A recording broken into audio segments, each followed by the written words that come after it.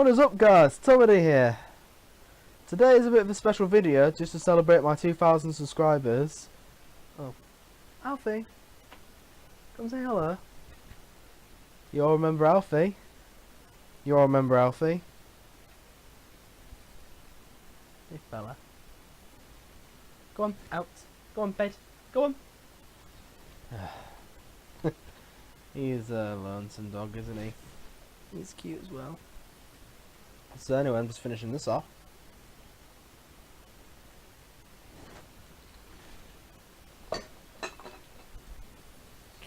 So anyway, today I decided to do a special video called Reenactions, which I've seen a lot of other people do this. It's called where people react to other YouTube videos, and I decided to react to one of my favourite comedians of all time, called Rodney Dangerfield. Yeah, Rodney Dangerfield appeared, best known as a great stand-up comedian with his own style of comedy. So let's begin.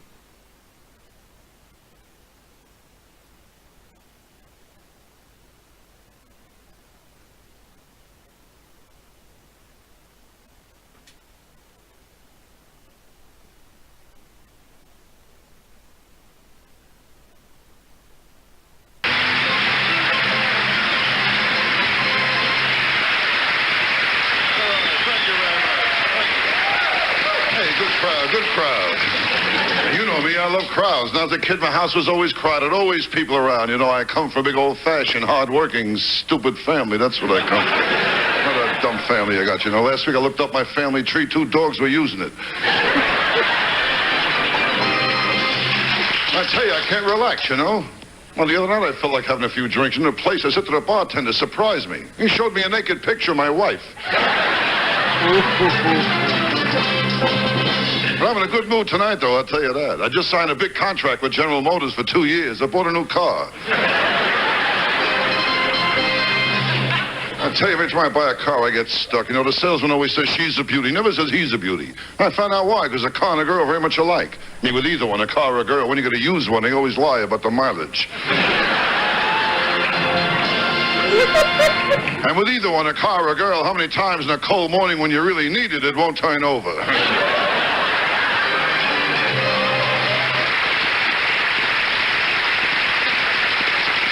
I tell you, my whole life, all I know was rejection. When I was a kid, my yo-yo, it never came back. When I was a kid, I was poor, too. When I was a kid, everybody was poor. No rich kids, only poor kids, that's all. But I was poor. I was so poor, my rich aunt died. In the will, I owed her $20. I was poor. Oh, once on my birthday, my old man, he showed me a picture of a cake.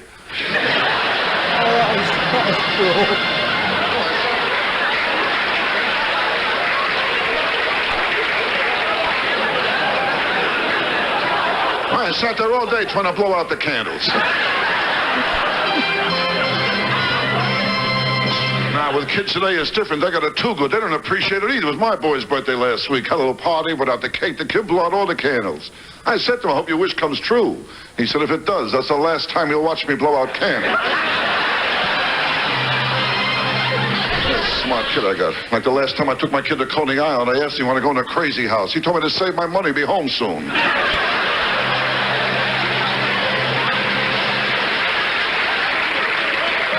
Last Christmas with my kid, that was a beauty, too. The kid wanted a BB gun. I gave him a BB gun. He gave me a sweatshirt with a bullseye in the back. I tell you, my kid, he drives me nuts. Well, for 3 years now, he goes to a private school. He won't tell me where it is. Private, oh, I get it. My block, the kids were tough. All over my face, I had pimples. They used to grab me and play connect the dots. That was classic. And I tell you, I can use a good crowd, you know. I mean, help me forget Las Vegas. I'm going broke over there. I mean, Vegas, you gotta go broke. They got slot machines all over, even in supermarkets. I bought a dozen eggs, cost me $442.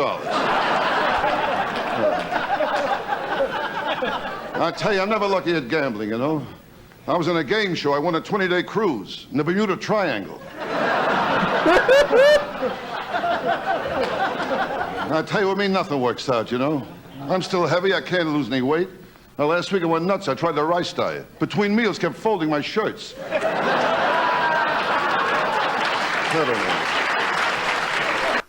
For 2 weeks. I called him up. I said, Doc, I'm 70 miles from my house.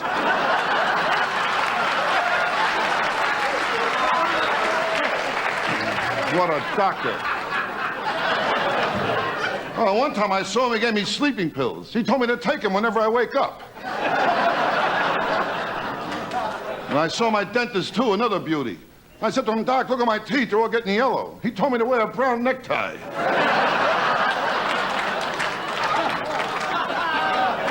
I tell you, I meet the wrong people, that's my trouble. I got no sex life. 10 years ago, my wife put me on hold. What a sex life. With a dog, he's watching me in a bedroom, wants to learn how to beg. Tonight in Las Vegas, I'll tell you, I got loaded on what I'm doing. I played dice, I lost $1,000. I got even, though. I stole 400 sweet and lows. But drinking's bad, Johnny. I tell you, it's no good. I gotta watch my health. That's what's important, health, Johnny. Health is everything. Health. I mean, I'm getting old. I'm not a kid anymore. I know I'm getting old. In Vegas, I played a slot machine. 3 prunes came up. 3 prunes. No, I'm getting old. I'm getting old. I can't get girls anymore. Are you kidding? Tough, huh? No, at my age, you become a hooky. Okay, so the next videos I'm going to see are not Rodney himself, but the characters he played in cartoons and also in films. So, enjoy.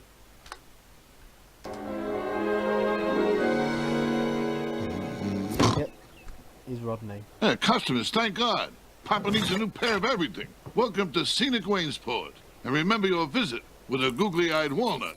How about a googly-eyed rock? Some nice local squash candy. A stressed-out Pepsi bottle. Come on. If this stuff is too nice for you, I've got some crap. Hey, Casey Jones, where's this train headed? Springfield. Yeah, what state? Man, it was rough getting a ride out there. The only car that stopped was a hearse that thought I fell out.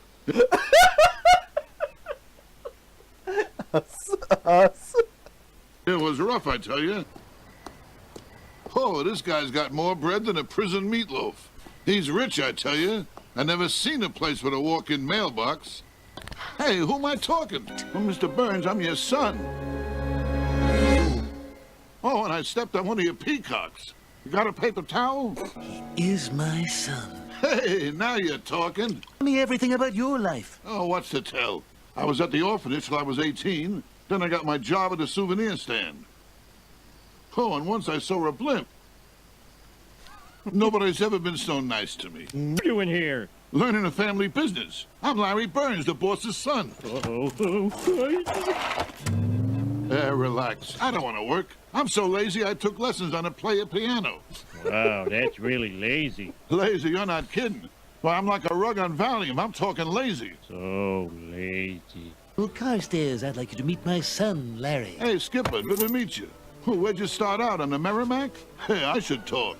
I hope I look that good when I'm 200. That's such insubordinate. Larry, please, he's very sensitive about his age. Oh, Monty, this must be the son I've heard so much about.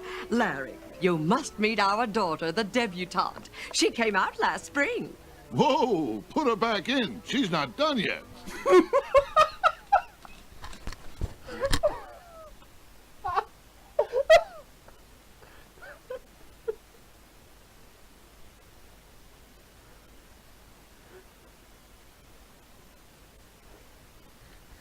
Yeah, I'd like to comment. I have no idea where she came out of.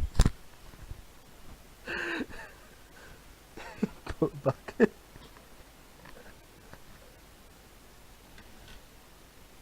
She came out last spring.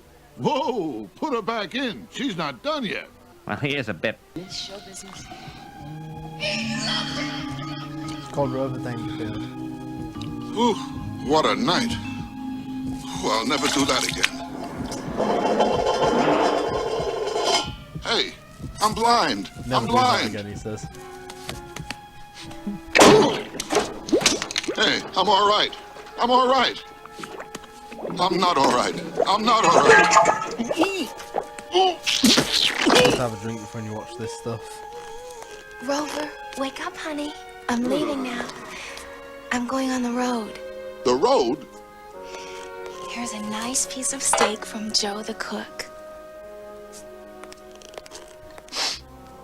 Oh. And Rocky, don't forget Rover's water. Yeah. Oh.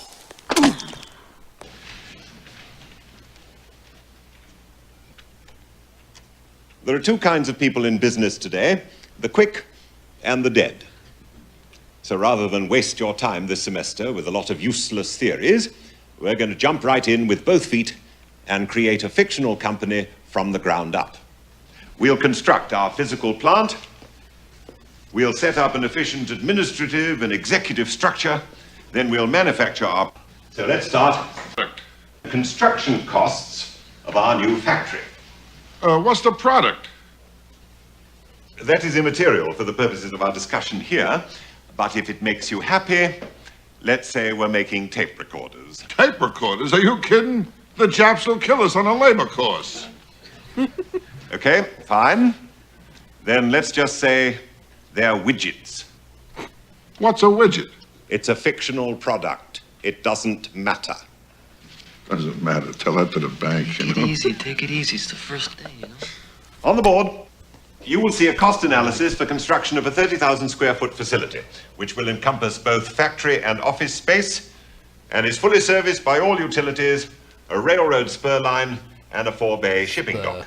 Hold it. Why build? Hey, you're better off leasing at $1.25, $1.50 a square foot. Take your down payment and put it into CDs, or something else you can roll over every couple of months. Thank you, Mr. Mellon. But we'll be concentrating on finance a little later in the term. For the time being, let's just concentrate on the construction figures, shall we? You will see the final bottom line requires the factoring in of not just the material and construction costs, but also the architect's fees and the costs of land servicing. Yep. Oh, you left out a bunch of stuff. Oh, really? Like what, for instance? Well, first of all, you're going to have to grease the local politicians for the sudden zoning problems that always come up. Then there's the kickbacks to the carpenters. And if you plan on using any cement in this building, I'm sure the teams would like to have a little chat with you, and that'll cost you. Oh, and don't forget a little something for the building inspectors. Then there's the long-term costs, such as waste disposal. I don't know if you're familiar with who runs that business, but I assure you it's not the Boy Scouts. That'll be quite enough, Mr. Mellon. Maybe bribes and kickbacks and mafia payoffs are how you do business. But they are not part of the legitimate business world. And they're certainly not part of anything I'm teaching in this class. Do I make myself clear? Not his business. Sorry, just trying to help, that's all. Now, notwithstanding Mr. Mellon's input, the next question for us is where to build our factory. How about Fantasyland? The way the farmer looks at the earth and he holds it sacred. The way a Christian takes the Bible and he holds it sacred. The way a lot of people hold their marriage sacred. That's how I feel about it. So why don't we dive right in by interpreting one of the easiest events in the last 20 years of American history. Now, can someone tell me why in 1975 we pulled our troops out of Vietnam? The failure of Vietnamization to win popular support caused an ongoing erosion of confidence in the various American but illegal Saigon regimes. Is she right? Because I know that's the popular version of what went on there. I know a lot of people like to believe that. I wish I could, but I was there. I wasn't here in the classroom, hoping I was right, thinking about it. I was up to my knees in rice paddies with guns, and then we're going up against Charlie, slugging it out with him, while pussies like you were back here partying, putting headbands on, doing drugs, listening to the goddamn Beatle albums. Oh! Oh! Hey, Professor, take it easy, will you? I mean, these kids, they were in grade school at the time. And me, I'm not a fighter. I'm a lover.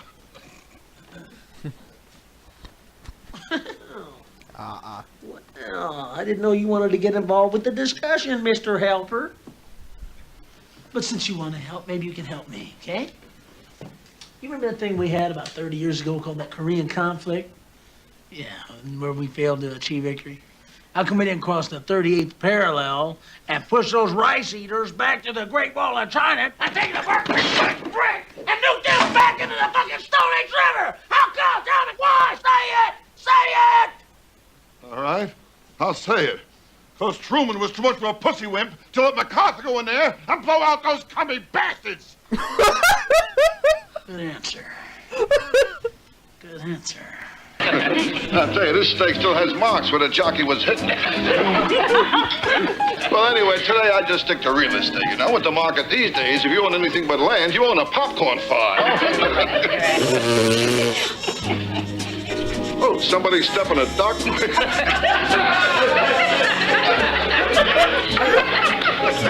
that right?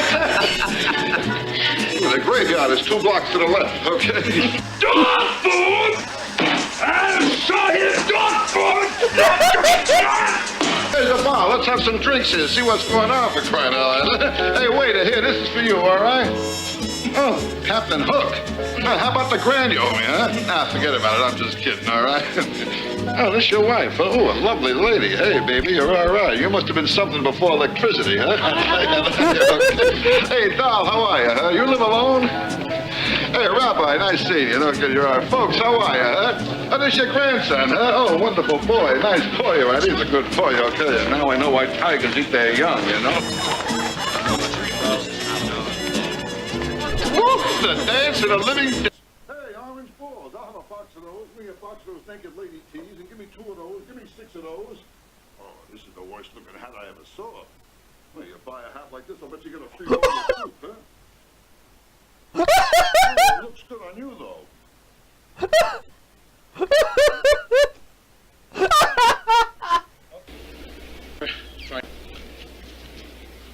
Let's go while we're young. You mind, sir, trying to tee off? I bet you slice into the woods $100. Gambling is illegal at Bushwood, sir, and I never slice. Okay, you can owe me. I owe you nothing.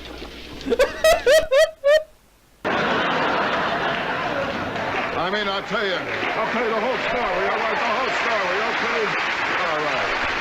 I mean, you know when you're ugly. Well, last Halloween, a kid tried to pull my face off. And my kids, they flip a coin and see who has to kiss me goodnight. I was an ugly kid, too. I told my old man, never took me to the zoo. He said, if they want you, they'll come and get you.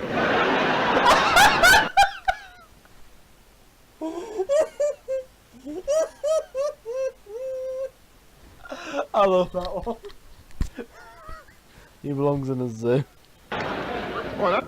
He said, if they want you, they'll come. And I was an ugly kid, too. I told my old man, never took me to the zoo.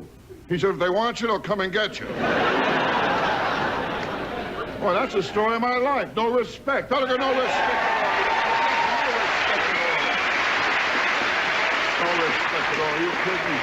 Well, I was drowning. I was yelling, help, help. And the lifeguard ran over. Said, all right, buddy, keep it down. Keep it down. I don't get no respect from anyone. Well, I called up suicide prevention. They tried to talk me into it.